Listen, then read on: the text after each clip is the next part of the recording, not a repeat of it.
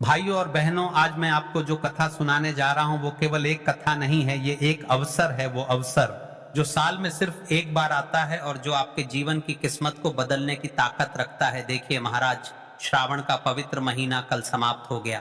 वो महीना जो भोलेनाथ को समर्पित था, लेकिन आज 10 अगस्त से एक और पावन यात्रा शुरू हो रही है। भाद्रपद मास, ये महीना दो महाशक्तियों को समर्पित है। भगवान श्री कृष्ण, जिनका जन्म इस महीने में हुआ, भगवान गणेश, जिनकी आराधना इस पूरे विशेष फलदायी होती है।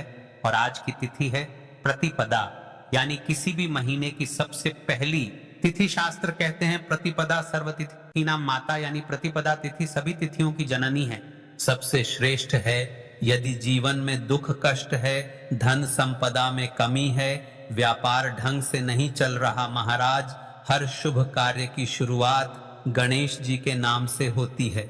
शादी हो, नया घर हो, व्यापार हो या पूजा पाठ, सबसे पहले उनका स्मरण किया जाता है, क्योंकि वे विघ्नहर्ता हैं। आज की प्रतिपदा तिथि पर अगर कोई उपाय किया जाए और वो भी गणेश जी अर्पित करके, तो जीवन के हर काम में आ रही रुकावटें मिट जाती हैं और सुख समृद्धि का स्थायी वास हो जाता है। आज का उपाय 11 चावल के दाने और एक दीपक। अब सुनिए आज का वो खास उपाय जो पीढ़ियों से हमारे ऋषि मुनि बताते आए हैं। सिर्फ 11 चावल के दाने और एक दीपक, इतना साधारण लगने वाला ये उपाय भाद्रपद मास की प्रतिपदा को गणेश जी और शिव जी दोनों का आशीर्वाद दिलाता है। शिव महापुराण और गणेश पुराण दोनों में इसका उल्लेख है कि प्रतिपदा पर धान्य चावल और प्रकाश दीपक का अर्पण करने से लक्ष्मी कभी घर नहीं छोड़ती। क्यों करें?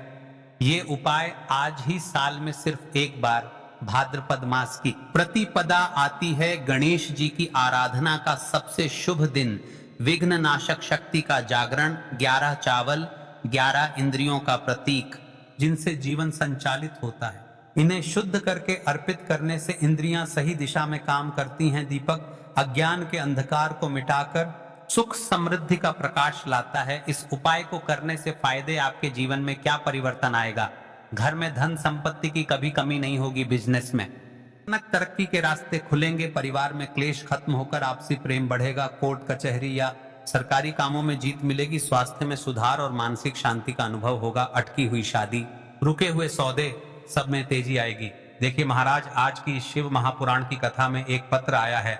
अब मैं आपको एक सच्ची घटना सुनाता हूं। ये कहानी है राजस्थान के कोटा शहर की एक महिला अर्चना जी की। अर्चना जी के पति का बिजनेस 3 साल से घाटे में चल रहा था। घर का माहौल भी खराब, पैसे की कमी से बच्चों की पढ़ाई तक रुकने लगी थी। पिछले साल भाद्रपद मास की प्रतिपदा को उन्होंने मंदिर में एक वृद्ध पुजारी से ये 11 चावल और दीपक वाला उपाय सुना। उन्होंने बिना देर किए उसी शाम गणेश जी के सामने ये उपाय किया। भाइयों और बहनों, सिर्फ 21 दिन में उनका अटका हुआ 8 लाख का पेमेंट वापस आ गया।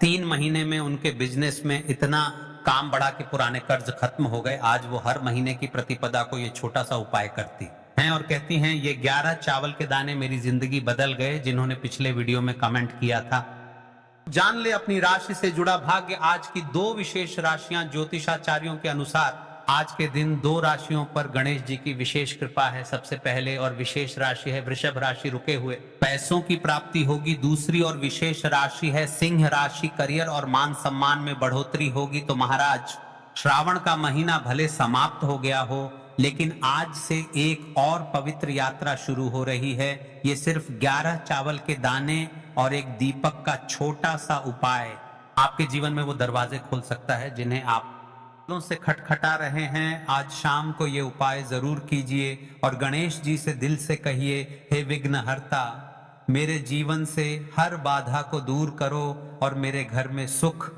शांति और समृद्धि का स्थायी वास कराओ। तो चलिए चलते हैं उसे विशेष उपाय की तरफ जो आपको कल प्रतिपदा तिथि के दिन करना है। तो चलिए अब चलते हैं उसे विशेष उपाय की तरह जो आपको कल प्रतिपदा तिथि के दिन करना है। यदि आज आपने वीडियो को बीच बीच में से देखा, काट काट कर देखा, तो आपको जीवन में कभी सफलता हासिल भी नहीं होगी। तो दोस्तों, 11 चावल के दाने वाले उपाय को हमें इस प्रदोष व्रत के दिन कैसे करना है, किसको करना है, किस समय करना है और कहां पर करना है, ये सारे सवालों के जवाब आपको इस वीडियो में मिल जाएंगे।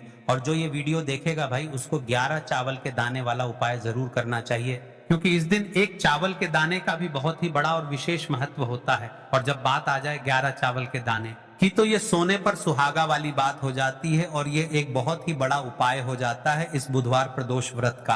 तो इस 11 चावल के दाने वाले उपाय को आखिर करना किसको है, सबसे पहले हम लोग वह बात जान लेते हैं। तो देखो, घर की जो बड़ी माताएं बहनें होती हैं, उन माताओं बहनों में से कोई भी एक बड़ी माता बहन इस वाले उपाय को कर सकती है। और दोस्तों, अगर आप चाहे तो अपने घर में से सभी सदस्यों को भी इस उपाय को करवा सकते हैं।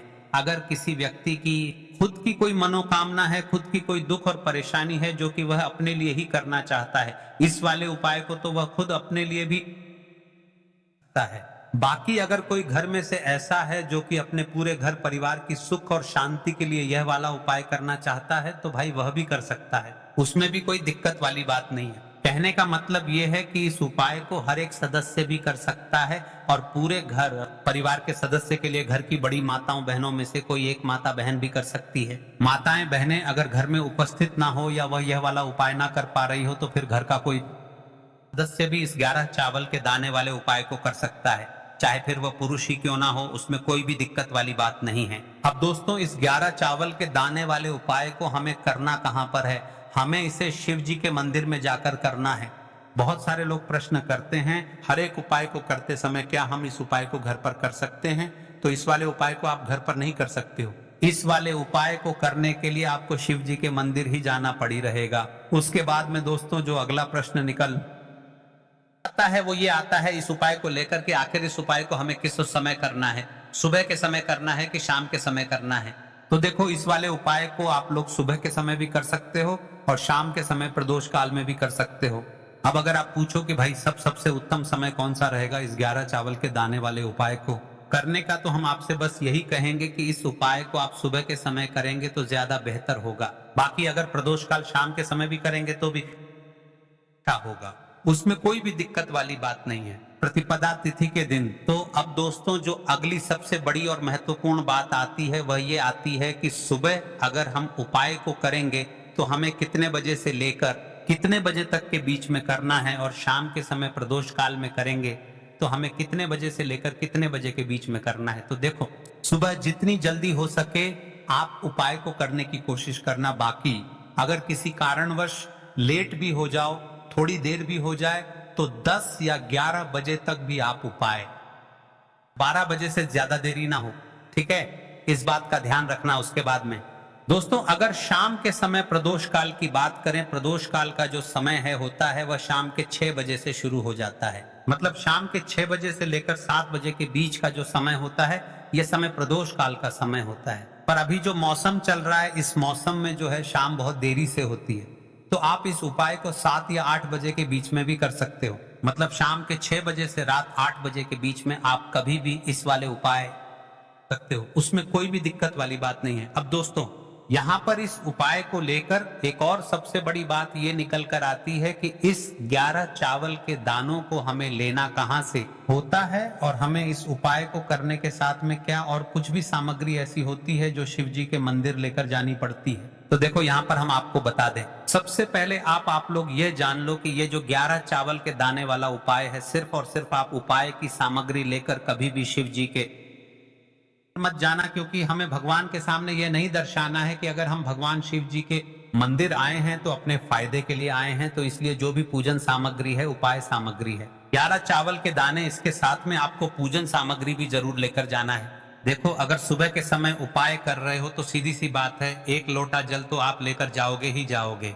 वहीं 1 लोटा जल अगर मिट्टी का जल हो तो बहुत अच्छा रहेगा। मिट्टी का जल कैसे बनाया जाता है, इसके लिए हमने पहले से बहुत सारी वीडियोस बना दी है। आपके पास इस दिन एक आखिरी मौका रहेगा मिट्टी का जल शिव जी पर चढ़ाने का और उपाय को करने का। बहुत बड़ा आपको इस दिन फल मिलेगा। तो इसलिए इस दिन हो सके तो भाई मिट्टी का जल चढ़ाना तो अपने साथ में कम से कम 1 लोटा जल तो आपको लेकर जाना ही जाना है। अगर मिट्टी का जल नहीं है तो घर का जल भी आप इस्तेमाल कर सकते हो। इसके अलावा जो भी पूजन सामग्री है, देखो 11 चावल के दाने ये अलग आपके रहेंगे, और जो आपकी पूजन सामग्री रहेगी वह पूजन सामग्री में आप जो भी चीज लेकर जाना चाहे वह लेकर जा सकते हैं, उसमें कोई भी दिक्कत वाली बात नहीं है। वहीं अगर हम बात करें शाम के समय की, तो शाम के समय शिव जी पर जल नहीं चढ़ता है। इसीलिए शाम के समय आप लोग एक दीपक तैयार कर लें जो कि गोलबत्ती का, आटे का, शुद्ध देसी गाय का घी का होगा, है ना। इस बात का आप लोगों को ध्यान रखना है और इस दीपक को आपको घर से जलाकर नहीं लेकर जाना है, भगवान शिव जी के मंदिर में जाकर ही जलाना का भी आप लोगों को ध्यान रखना है। अब दोस्तों यहाँ पर हमें इस बात को समझना है कि ये 11 चावल के दाने हमें लेना कहाँ से है। क्या हमें दुकान से लेकर आना है या हमें अपने घर से लेना है या कहाँ से लेकर आना है और कौन से चावल लेना है, क्योंकि चावल भी बहुत प्रकार के होते हैं। तो देखो इन सभी सवालों के जवाब आप लोग एक बात में सुन लो कि भाई ये जो उपाय है, इस उपाय में आपको ये नहीं देखना है कि भाई कौन से चावल है कौन से चावल नहीं है। बस जो भी चावल ले रहे हो वह चावल का दाना सबूत मतलब साबुत होना चाहिए, टूटा हुआ नहीं होना चाहिए, कटा पिटा नहीं होना चाहिए। ये बात आपको ध्यान रखना है। बाकी आपका चावल बासमती हो या सादा चावल हो या कोई सा भी चावल हो, उसमें कोई भी दिक्कत वाली बात नहीं है। तो सीधी सी बात है कि आपके घर के रसोई घर में जहां पर आप भोजन बनाते हो वहां पर जो भी चावल आपके उपस्थित हो, उन चावलों में से अपनी एक कटोरी भर लेना या एक मुट्ठी चावल अलग से निकाल कर रख लेना, क्योंकि हम 11 चावल ही यहाँ पर इस उपाय में लेने वाले हैं। तो हमें ये गिनकर निकालने पड़ेंगे, इस बात का आप लोगों को ध्यान रखना है।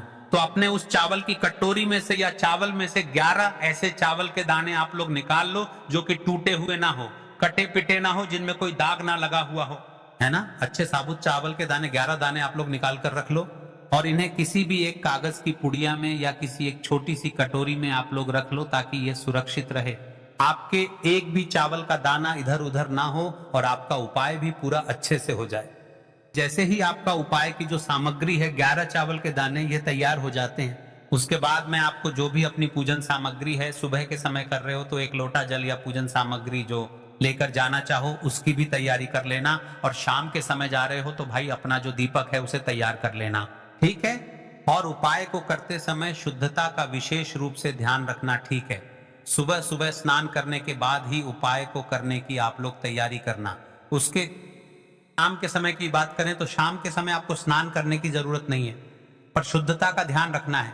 आपको स्नान तो नहीं करेंगे, आप हाथ मुंह धोकर भी इस वाले उपाय को शाम के समय प्रदोष काल में कर सकते हैं, इसमें कोई दिक्कत वाली बात नहीं है। तो आप अपने उपाय की पूरी सामग्री तैयार करके आपके पास ही में जो आपका शिव मंदिर हो वहां पर पहुंच जाइए। सबसे पहले शिव मंदिर में जाकर आप लोगों को उपाय नहीं करना है, पहले भगवान के दर्शन करना है, भगवान से आशीर्वाद प्राप्त करना है, फिर शिव जी की शिवलिंग के पास में आना है। शिवलिंग के पास में आने के बाद आप जो पूजन सामग्री लेकर आए हुए हैं, जैसे कि सुबह गए हुए होंगे तो 1 लोटा जल और जो भी पूजन सामग्री लेकर आए हैं आप उनसे भगवान शिव जी की पूजन कीजिए। सबसे पहले तो 1 लोटा जल ही चढ़ेगा, उसके बाद में आपकी पूजन सामग्री चढ़ेगी। उसके बाद में अगर दोस्तों शाम के समय अगर आप इस उपाय को कर रहे हो तो अपने साथ में कम से कम एक जो दीपक है गोलबाती का जो आप अपने साथ में लेकर गए हो, उस दीपक को मंदिर में माचिस से जलाना है और उस दीपक को शिवलिंग के पास में रखना है, ठीक है। इस दीपक को रखने के बाद ही आप लोगों को अपना यह वाला उपाय शुरू करना है और दीपक को ज्यादा पास में मत रखना। वैसे भी गर्मी पड़ रही है, भगवान शिव जी को आंच नहीं लगनी चाहिए, है ना। तो भाई जैसे ही आपकी पूजा अर्चना हो जाती है आप भगवान शिव जी को प्रसन्न कर लेते हैं। उसके बाद में शिवलिंग के पास ही में आप कहीं पर बैठ जाइए, सामने या आसपास जिस जगह पर आपको बैठना हो वहां पर बैठ जाइए और 11 चावल के दाने अपने सामने निकाल कर रख लीजिए, क्योंकि अब यहाँ पर उपाय को यहाँ पर करने की आपको तैयारी करना है। और इस तरीके से जब आप उपाय करेंगे, पूजन सामग्री करने के बाद, पूजन अर्चना करने के बाद, तो आपको उपाय का फल बहुत जल्दी और बहुत बड़ा होकर मिलेगा। तो अपने 11 चावल के दाने अपने सामने निकाल कर रख लेना और ये जो उपाय है ये आपकी सीधे हाथ की हथेली से होगा, इसलिए इस बात का भी विशेष रूप से ध्यान रखना है। तो सीधे हाथ की हथेली का प्रयोग करके ही आप लोग अपना उपाय को करना। अपने सामने जो भी आपकी कागज की पुड़िया है उसको खोल कर रख लो, या कटोरी है तो भाई उसे अपने सामने रख लो और अपने वह 11 चावल के दाने निकाल लो, ठीक है। उसके बाद में दोस्तों अब आपको क्या करना है कि शिवलिंग आपके सामने होगी तो आपने वह 11 चावल के दाने एक एक करके आपको शिव जी के शिवलिंग के ऊपर चढ़ाना है। कहां पर चढ़ाना है? शिवलिंग के ऊपर चढ़ाना है और कहीं पर भी नहीं चढ़ाना है। आपको अपने हथेली से तो शिवलिंग के ऊपर चढ़ना है, भले फिर वह अपने आप जलाधारी पर गिर जाए या मतलब वहीं पर गिर जाए, उसमें कोई दिक्कत वाली बात नहीं है, पर आप चढ़ाओ शिवलिंग के ऊपर ही।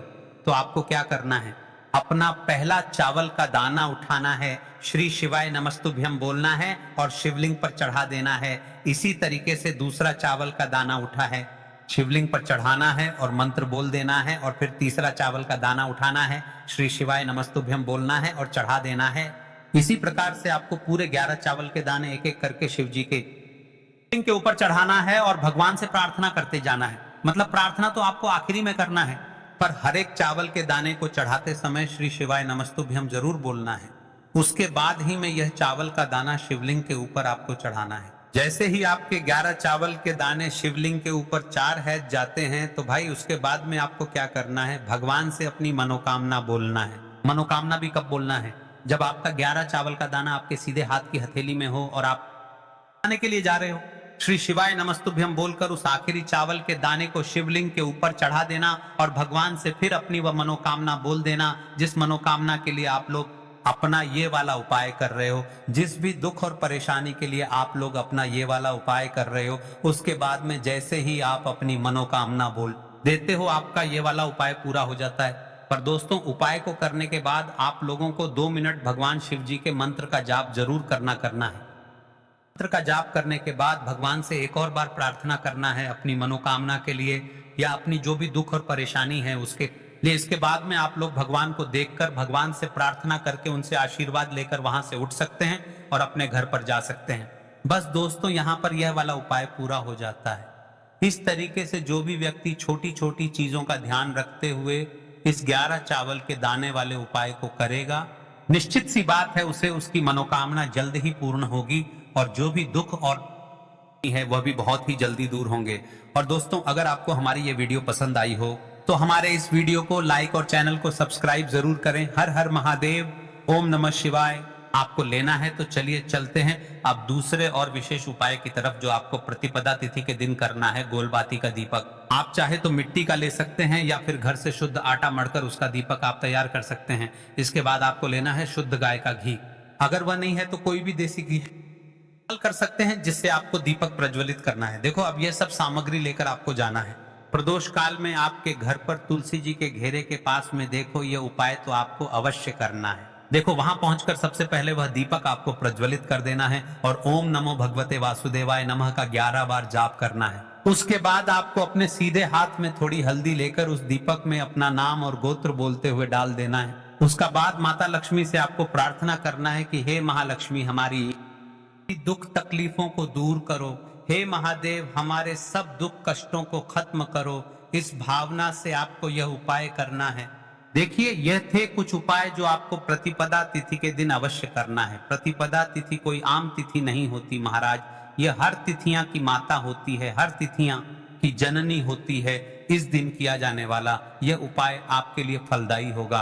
और देखिए, श्रवण माह समाप्त हो गया है, लेकिन इस माह में हम आपको कुछ ऐसे उपाय बताए होंगे जो आज तक आपने नहीं सुने होंगे और ना ही करे होंगे, तो चैनल को सब्सक्राइब करें।